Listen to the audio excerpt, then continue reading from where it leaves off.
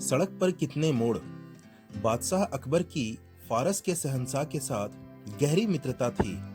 वे दोनों ही पत्राचार के माध्यम से एक दूसरे का समाचार पूछते रहते थे और साथ ही अन्य महत्वपूर्ण बिंदुओं पर विचार विमर्श भी किया करते थे। ऐसे ही एक बार फारस के शहंशाह ने अकबर को पत्र में यह सवाल लिखकर भेजा कि आपके राज्य की सड़कों पर कितने मोड़ हैं। प्रश्न पढ़ने के पश्चात बादशाह अकबर चिंतित हो गए। उनका साम्राज्य काफी विशाल क्षेत्रों तक फैला हुआ था। सड़कों की संख्या भी काफी अधिक थी। ऐसी परिस्थिति में सभी सड़कों के मोड़ों की गणना करना एक अत्यंत ही मुश्किल कार्य था। लेकिन बादशाह अकबर अपने मित्र के समक्ष शर्मिंदा नहीं होना चाहते थे। किसी भी परिस्थिति में उन्हें इस सवाल का जवाब देना ही था। काफी विचार करने के बाद उन्होंने अपने एक मंत्री टोडरमल को बुलाया और कुछ सैनिकों को लेकर पूरे साम्राज्य के सड़कों के मोड़ों की गणना करने का आदेश दिया। आदेशानुसार टोडरमल अविलंब कुछ सैनिकों के साथ गणना के कार्य में निकल गया। जब कई दिन बीत जाने के बाद भी टोडरमल नहीं लौटा तो अकबर को काफी चिंता होने लगी कि पता नहीं टोडरमल सफल हो भी पाएगा या नहीं। अचानक एक दिन जब बीरबल ने बादशाह अकबर को काफी चिंतित देखा तो उन्होंने जहांपना से उनके चिंतित होने का कारण पूछा।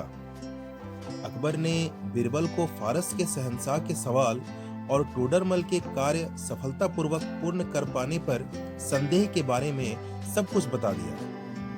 फारस के शहंशाह के द्वारा पूछे गए प्रश्न के बारे में सुनकर बीरबल मुस्कुराने लगे और बोले कि जहांपना आपको इस आसान से सवाल का जवाब प्राप्त करने हेतु टोडरमल को कहीं भी भेजने की आवश्यकता नहीं थी। मैं तो अभी के अभी आपको ये बता सकता हूँ कि आपके संपूर्ण साम्राज्य में सड़कों पर कितने मोड़ हैं।